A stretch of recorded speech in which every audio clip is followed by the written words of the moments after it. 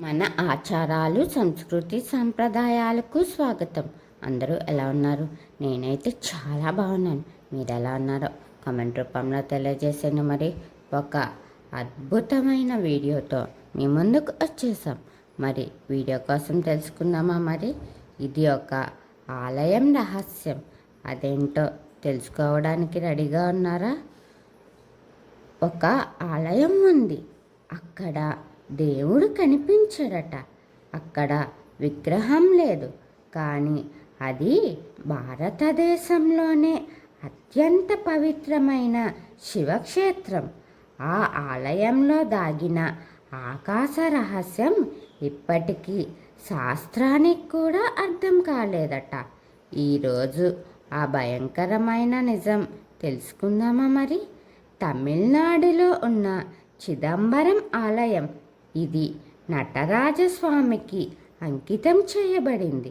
ఇక్కడ శివుడు నటరాజ రూపంలో, అంటే సృష్టి స్థితి లయ చేసే నర్తకుడిగా పూజించబడతాడు. కానీ ఈ ఆలయంలో ఒక ప్రత్యేకత ఉంది. అది ప్రపంచంలో ఎక్కడా కనిపించదట. ఇక్కడి ప్రధాన రహస్యం ఏంటంటే చిదంబర రహస్యం. గర్భగుడిలో ఒక చోట పూజారులు తెరతీస్తే అక్కడ దేవుడు కనిపించడట. అక్కడ కేవలం ఖాళీ స్థలం, ఆకాశం మాత్రమే ఉంటుంది. ఇది ఏమిటి? దేవుడు కనిపించకపోవడం అంటే ఏమిటి? పురాణాల ప్రకారం శివుడు 5 భూతాల రూపంలో ఉంటాడు: భూమి, నీరు, అగ్ని, గాలి, ఆకాశం. చిదంబర ఆలయం ఆ 5 భూతాలలో ఆకాశంను సూచిస్తుందట. అందుకే ఇక్కడ దేవుడు కనిపించడు, ఆకాశంగా పూజిస్తారు. ఇంకా ఒక అద్భుతం ఏంటి అంటే గర్భగుడిలో బంగారు విల్లు లాంటి అలంకారం ఉంటుందట. ఆ అలంకారం వెనక అదే చిదంబర రహస్యం ఉంటుంది. పూజారులు మాత్రమే దాన్ని చూపిస్తారు, అది కూడా కొన్ని క్షణాల పాటు మాత్రమేట. ఇంకా ఒక ఆశ్చర్యకరం విషయం ఏంటి అంటే ఈ ఆలయంలో నాట్యానికి చాలా ప్రాముఖ్యత ఉంది. శివుడు ఇక్కడ నర్తకుడిగా ఉండడం వల్ల ఇది కాస్మిక్ డ్యాన్స్ని సూచిస్తుందట. అంటే ప్రపంచం మొత్తం శివుడి నాట్యం వల్లే నడుస్తుందని భావిస్తారు.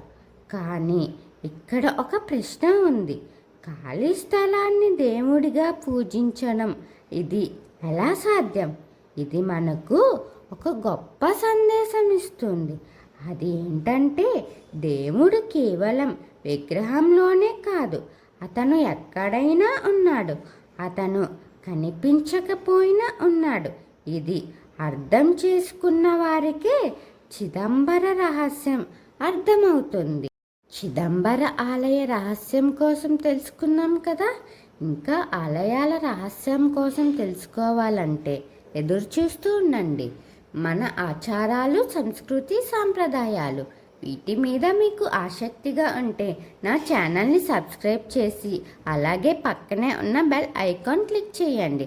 నా వీడియోస్ని మీరు ఆదరించి లైక్, షేర్, కామెంట్ చేయండి. ఓం శ్రీ మాత్రే నమః.